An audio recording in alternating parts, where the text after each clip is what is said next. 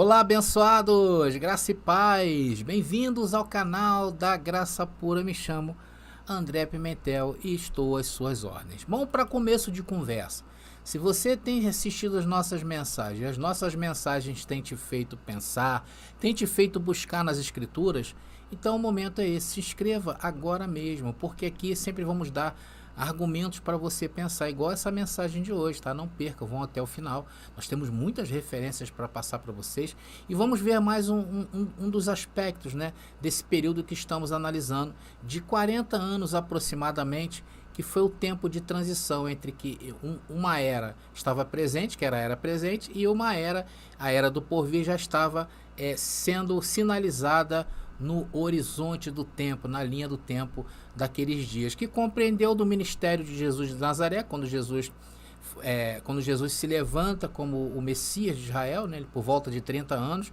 e o seu final dessa transição foi no ano 70, em que o templo de Jerusalém veio abaixo, e nós estamos dando muita importância ao templo de Jerusalém, porque entendemos ser ali a segunda vinda de Cristo. Esse é o nosso pensamento. Então se inscreve no nosso canal para você não perder-nos de vista, né? Se esse canal tem te feito você pensar e buscar, isso é muito bom. Interrompemos nossa programação para trazer um anúncio muito especial. Participe do pré-lançamento do nosso livro Apocalipse Comentário Preterista Completo.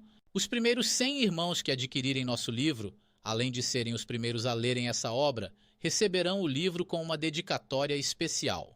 E ainda terão seus nomes nas páginas de agradecimento aos promotores da graça no Brasil. Entre em contato pelo nosso WhatsApp 21 97987 4668. Vamos então rapidamente à cereja do bolo. Nós temos visto lá em nossas mensagens, né, que o fim do antigo reino, a era presente, como eu falei, e a antiga aliança são os mesmos eventos e marcam o início definitivo do novo. Eu criei aqui uma arte para você entender melhor isso que nós estamos falando. Olha só essa arte legal que eu criei. Eu vou explicar para vocês aí como funciona. Então, a inauguração do novo ocorre com a primeira vinda de Jesus, que foi ali onde eu falei, que foi no levantar do seu ministério como homem, quando ele caminhando para Jerusalém, começou ali a ditar o que aconteceria muito breve. Então era o fim do velho e o pleno início do novo. E isso ocorre com a segunda vinda de Cristo, né, como popularmente ficou conhecido, né? Que foi, conforme eu falei, a destruição do templo, como mostra essa arte aí, que é um evento único e que tem muitos aspectos. A parousia de Cristo, que é a vinda de Jesus nas nuvens com poder, grande glória e autoridade, traz um conjunto de acontecimentos indissociáveis entre si. Esse acontecimento não pode ser desagregado em vários eventos, deixando alguns aspectos dessa vinda para um certo ponto da história, para um evento, e adiando outros para uma eventual, quem sabe até terceira vinda, como prega o sistema religioso.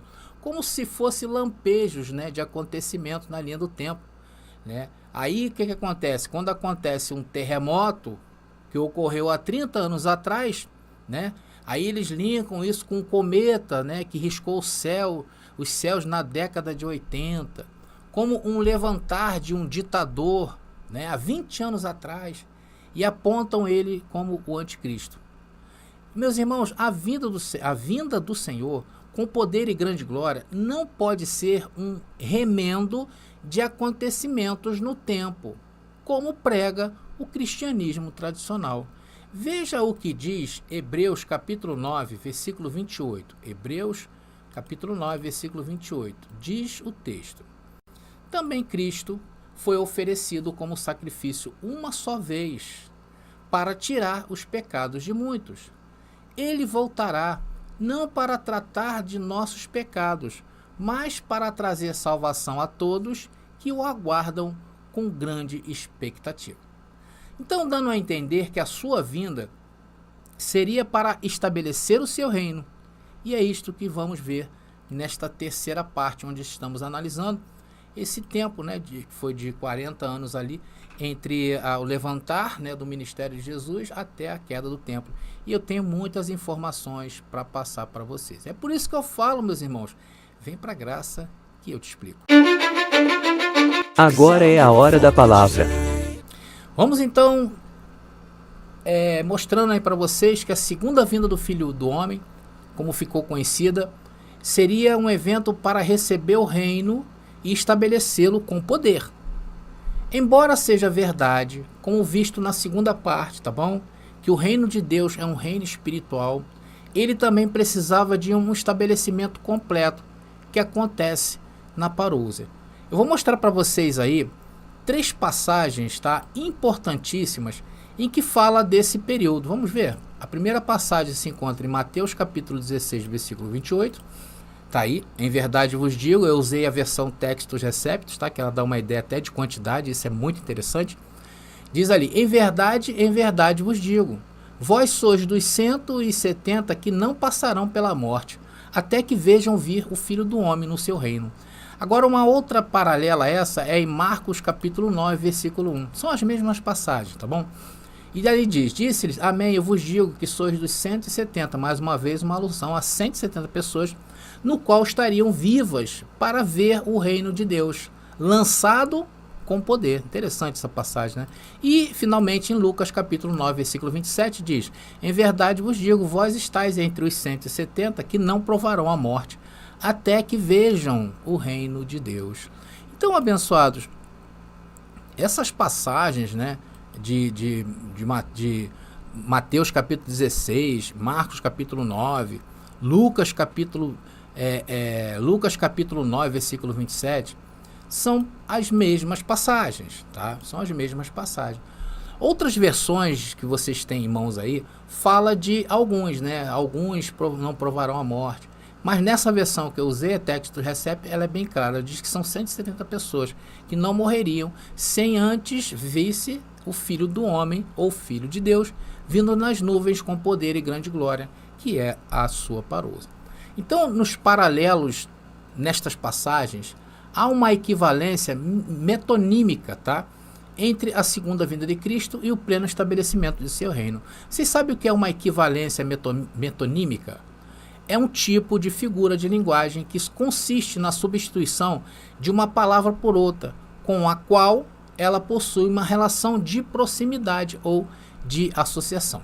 Nesse sentido que nós estamos falando, aproximando-se de Jerusalém para sua entrada triunfal, onde os discípulos esperavam que o Messias, né, o Salvador de Israel, seria proclamado rei, sentaria na cadeira de Davi, no trono, né, para governar e expulsar os governantes ilegítimos. Nós temos aqui no canal, meus queridos, um vídeo onde nós falamos aqui da importância de quando Jesus, antes de entrar em Jerusalém, tem uma passagem bem marcante em Lucas capítulo 9, que diz que ele virou, né, virou o seu rosto rumo a Jerusalém, ou contra Jerusalém. E ali ele começa a acusar Israel, né? Na verdade, são 27 acusações contra Israel que Jesus começa a falar a partir deste ponto na história. Se você não viu essa mensagem, eu vou deixar aqui nas descrições deste vídeo, tá legal? Vai lá e veja uma sequência, acho que de 4 vídeos super interessantes para você. Então aqui o Senhor estabelece o que? A sua ascensão ao céu e seu posterior retorno como o que? Reinante, descartando a expectativa nacionalista de um grande reino visível, como esperavam seus seguidores. Então eles esperavam alguém realmente que sentasse no trono, né, e que governasse Israel e levasse Israel acima de todos os reinos. E isso é expresso na parábola lá em Lucas capítulo 19, que é uma parábola de um homem nobre, foi para uma terra distante para receber um reino e voltará sendo o dono desse reino. Então, abençoados, a segunda parte, né, desse período de transição que houve foi o julgamento, né? O envio de anjos para esse julgamento é um componente da segunda vinda de Cristo. Nós vamos analisar a partir de agora. Mateus capítulo 16, versículo 27. Mateus capítulo 16, versículo 27 diz o texto: pois o Filho do Homem virá com seus anjos na glória de seu Pai, e julgará cada pessoa de acordo com suas ações. Irmãos, esta passagem claramente se conecta com a anterior, que a segunda vinda é para o pleno estabelecimento do reino de Deus, deixando para trás o antigo aion, ou é uma parte do tempo, né, ou século, né, como diz, séculos. Por isso que a gente tem uma mensagem chamada Poderes do Século Vindouro, porque havia o século vigente, o século presente, e havia o século vindouro no qual nós estamos hoje. Em várias passagens é usada a imagem figurada de uma fornalha, onde serão jogados os que não reconheceram o Messias de Israel, como a parábola do trigo e do joio. E o fogo, neste caso, é o juízo de Deus, o julgamento, né? É o juízo. E o julgamento também assume naturalmente uma linguagem apocalíptica. Embora, irmãos, não possamos encontrar a expressão o dia do Senhor, tá, em nenhum lugar do Novo Testamento, se um julgamento foi anunciado em expressões equivalentes como essa. Presta atenção, Atos capítulo 17, versículo 31. Atos capítulo 17, versículo 31 e Romanos capítulo 2, versículo 5. Tá aí. Não encontramos a expressão o dia do Senhor no Novo Testamento, mas diz ali o texto, passagens iguais, tá? Um dia em que julgará o mundo com justiça. E aí Romanos 2,5, o dia da ira e da revelação do justo juízo de Deus. Quando o Senhor Jesus aparecer no céu, né, com os anjos do seu poder, numa chama de fogo, ele virá para quê? Para retribuir aqueles que não conheceram a Deus e nem obedecem ao Evangelho de nosso Senhor Jesus Cristo. Então, o que acontecerá, segundo essa parte, né, escatológica que nós estamos analisando, o que acontecerá com essas pessoas? Sofrerão a dor de serem excluídos da presença do Senhor e da glória do seu poder, quando ele vier naquele dia. Sendo que esse dia, né, pessoal, estamos analisando aqui naquele tempo presente, aquele tempo presente ali era para o futuro, sendo que hoje já não é mais para o futuro, hoje já está acontecido. Veja o que diz em Marcos, livro de Marcos, capítulo 13, versículo 19. Diz assim: pois haverá mais angústia naqueles dias que em qualquer outra ocasião, desde que Deus criou o mundo, e nunca mais haverá angústia tão grande. Então o julgamento é um evento único e é arbitrário, atenção, entender que existem vários julgamentos. Que essas passagens que nós estamos acompanhando estão se referindo a vários julgamentos diferentes, em momentos diferentes e a diferentes receptores deste julgamento. E isso associado a várias segundas-vindas de Jesus. Como, por exemplo, o cristianismo tradicional pensa e acredita ser a vinda de Cristo para o futuro. É assim que eles pensam. Eles pensam que a vinda de Cristo será em um futuro solto no tempo, né, no espaço, podendo atribuir qualquer evento que aconteça no mundo e encaixar nesta vinda, né, tornando a Bíblia uma palavra totalmente contraditória. Um aspecto do julgamento é chamada grande tribulação, de Mateus capítulo 24, versículo 21, onde Jesus falou sobre isso, que fala que ninguém nunca passou por isto. Este é o aspecto material e tangível do julgamento de Deus, como em Mateus, lá capítulo 24, versículo 51. E é inevitável, irmãos, e exclusivamente relacionado à segunda vinda. Vamos ler Mateus capítulo 24, versículo 30? Mateus 24, versículo 30 diz o texto: então, por fim, aparecerá no céu o sinal da vinda do Filho do Homem, e haverá grande lamentação entre todos os povos da terra. Eles verão o Filho do Homem vindo nas nuvens do céu com poder e grande glória. Então, abençoado, esse é um dos aspectos que nós estamos mostrando da vinda de Jesus, né? Esse é um dos aspectos que nós acabamos de falar, que é o julgamento. Então, esse julgamento não é algo solto no espaço, como prega o sistema religioso, né? Muitos acreditam que virá o milênio, haverá o julgamento. Outros acreditam que antes do milênio haverá o julgamento. Então, eles cortam, né, partes da escatologia bíblica e jogaram para um futuro incerto e indeterminado. Irmãos, agora vamos tratar de mais um aspecto. Deixa eu voltar aqui com a minha imagem. Vamos tratar de mais um aspecto que é a ressurreição. Nós já estamos falando disso já tem um tempo, né, sobre a ressurreição dos mortos. O discurso do Monte das Oliveiras de Mateus inclui uma passagem-chave que conecta a segunda vinda, que é o julgamento e ressurreição.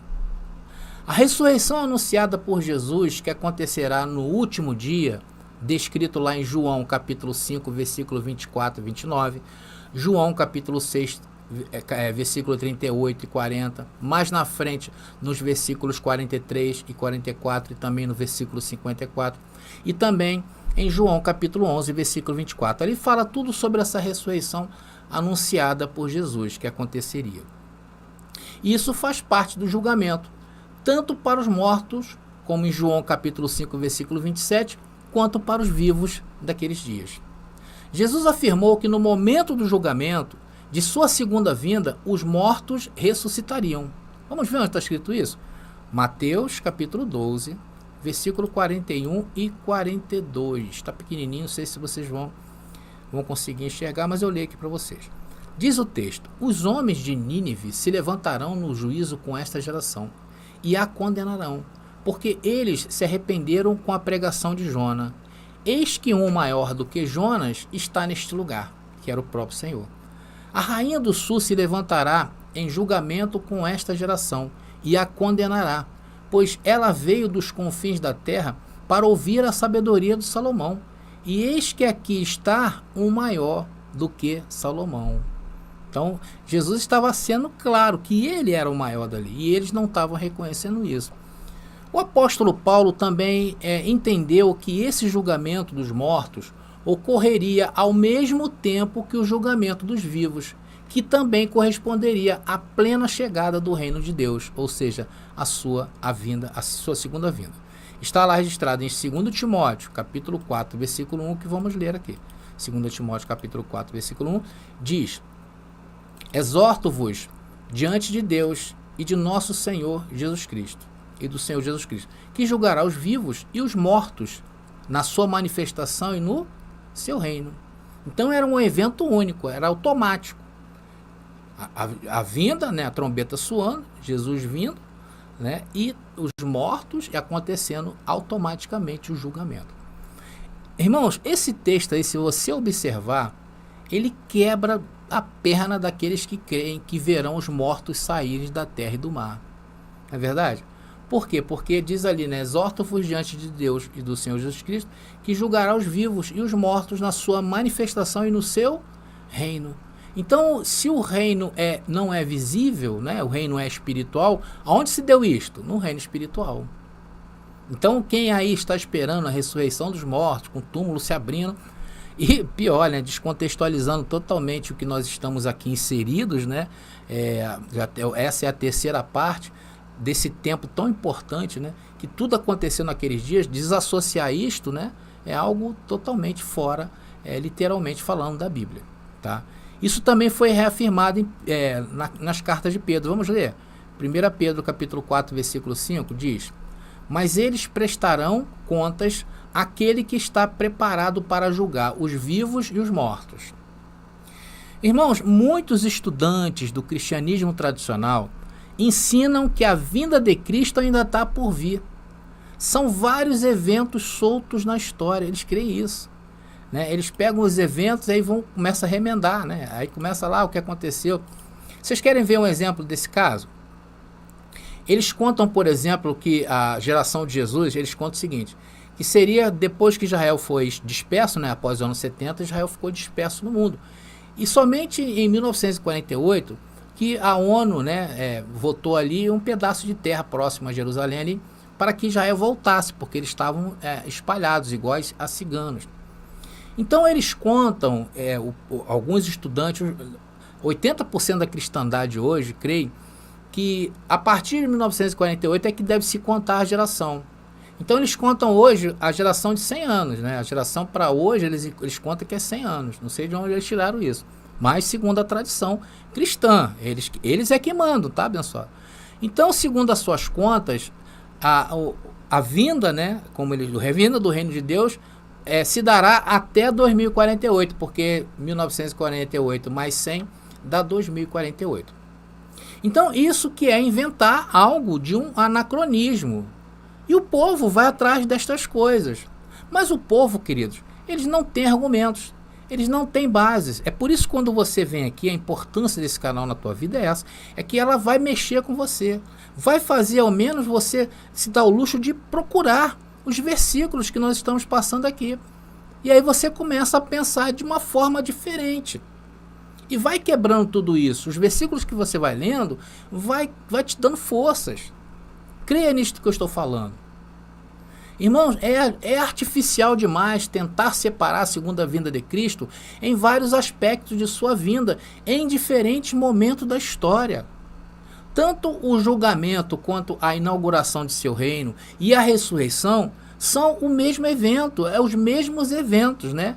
Ou seja, para um mesmo evento. E não é possível conceber outra coisa. Além das evidências nas Escrituras, há uma lógica clara por trás desse evento da segunda vinda. O julgamento, ele permite purificar o reino daqueles malfeitores que perturbam os santos, né? Aqui em vida. Vamos ver isso naqueles dias. Vamos ver Jesus falando sobre isso? Mateus capítulo 23, versículo 13. Mateus capítulo 23, versículo 13 diz o texto: que aflição os espera, mestres da lei e fariseus. Olha aí, Jesus está se referindo a quem? Ao povo de Israel. Hipócritas, fecham a porta do reino dos céus na cara das pessoas. Vocês mesmos não entram e não permitem que os outros entrem. Então, a ira do Senhor se acendeu por causa destas coisas. Aí vamos ver 2 Tessalonicenses capítulo 1, versículo 6. Segunda carta de Paulo aos Tessalonicenses, capítulo 1, versículo 6. Diz o texto: em sua justiça, Deus pagará com aflição aqueles que afligem vocês. Quem era que afligia a igreja do primeiro século? Senão os judeus ali.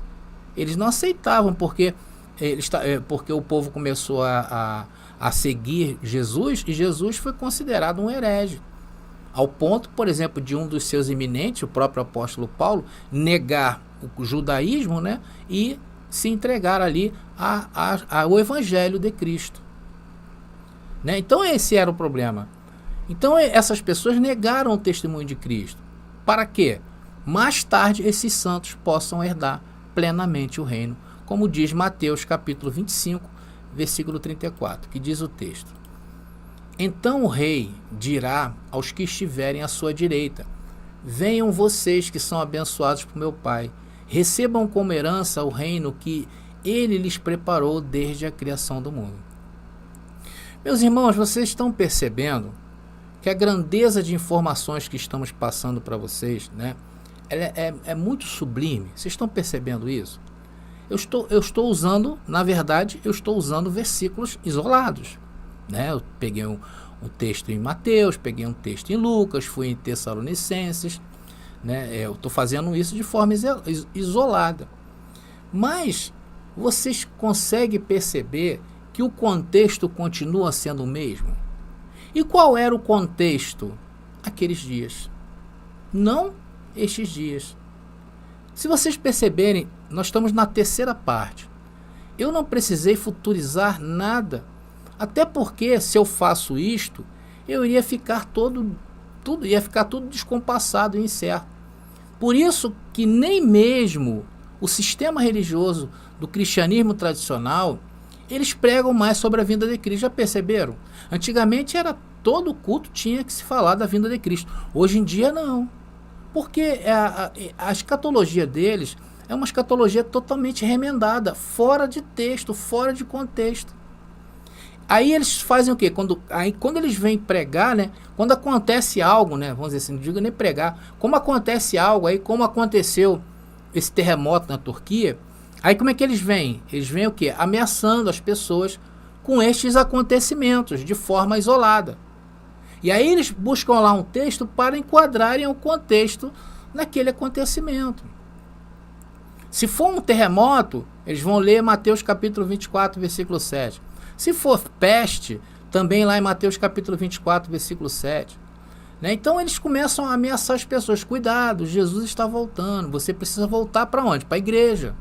Não é isso que eles pregam? Eles pregam, Jesus está voltando, direito teu caminho. Não, eles falam, Jesus está voltando, volta para a igreja. Porque na mente deles só existe salvação dentro desses lugares.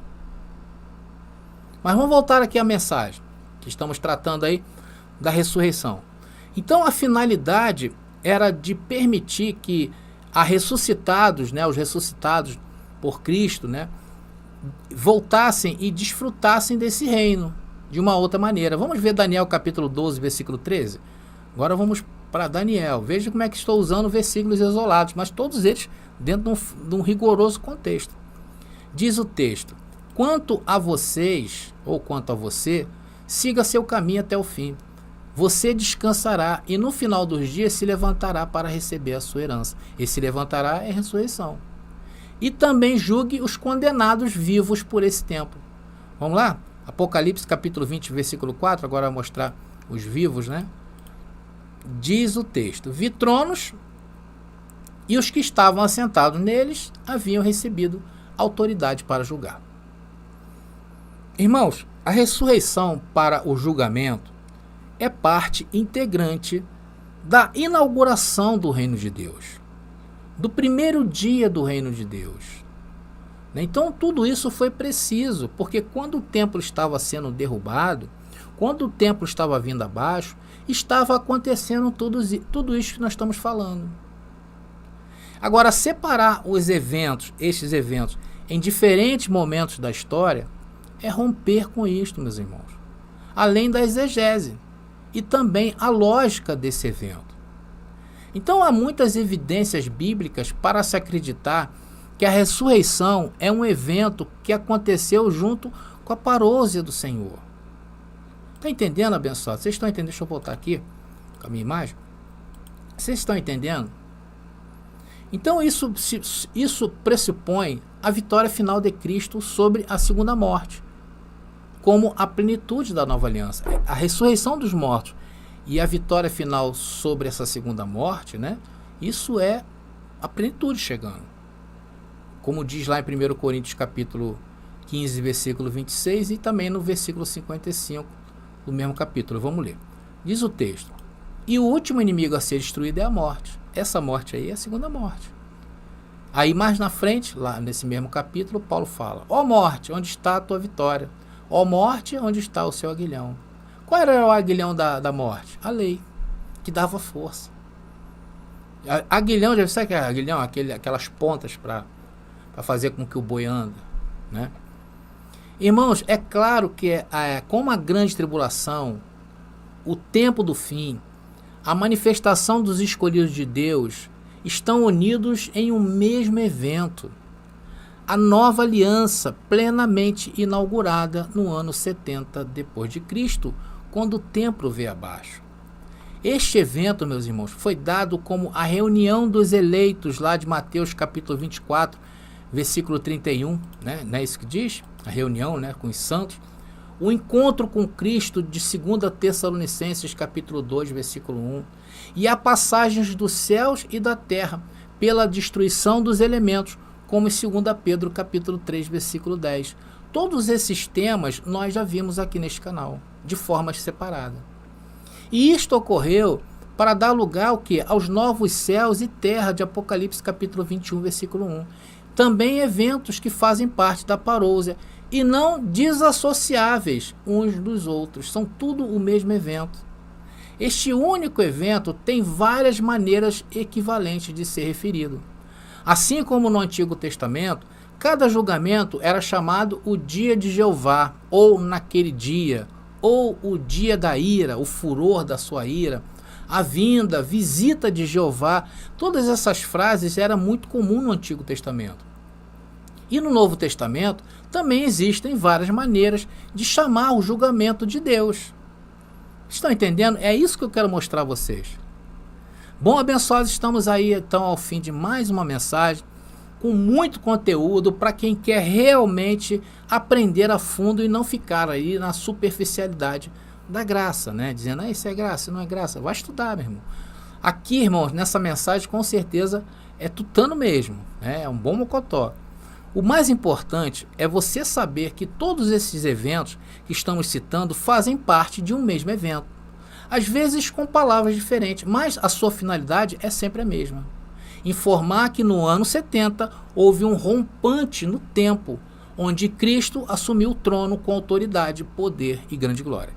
Então, na próxima mensagem, em que nós estamos abordando esse período de transição tão importante para nós, vamos estabelecer com vocês o estudo das profecias do Novo Testamento a respeito desse período. É muito importante vocês saberem disso. E para isso você precisa entender os 4 aspectos escatológicos para defini-los. Vocês sabem quais são que nós vamos ver na próxima mensagem? Tá aí, eu vou botar para vocês os próximos assuntos. Tá ali. O primeiro é um tempo de cumprimento das profecias do Novo Testamento. Segundo, interpretação do milênio de Apocalipse capítulo 20. Terceiro, interpretação das 70 semanas de Daniel capítulo 9. E quarto, a continuidade entre a antiga e a nova aliança. Então, abençoados, não percam, fiquem ligados no nosso canal, tá bom? Eu fiz uma enquete lá aqui no YouTube, e a gente vai estar dando sequência ali ao que os abençoados pediram. Amanhã nós vamos vir com o tema e no domingo o tema dos sinais da vinda de Cristo. Tá legal? Bom, abençoados, mais uma vez, obrigado a todos vocês. Comentem aí à vontade, deixe seu like, tá bom? Não se esqueça de se inscrever. E eu vou ficando por aqui. Tá bom, meus irmãos? Graça e paz a todos e até a nossa próxima mensagem.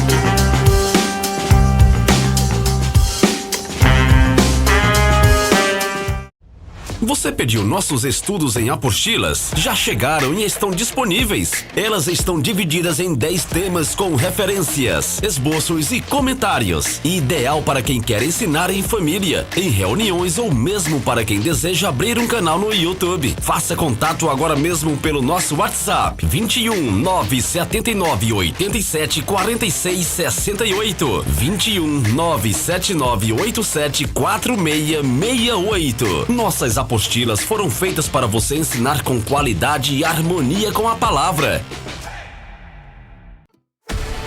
Já está disponível o livro As Doutrinas do Inferno e Suas Manipulações Dentro das Igrejas. Adquira hoje mesmo.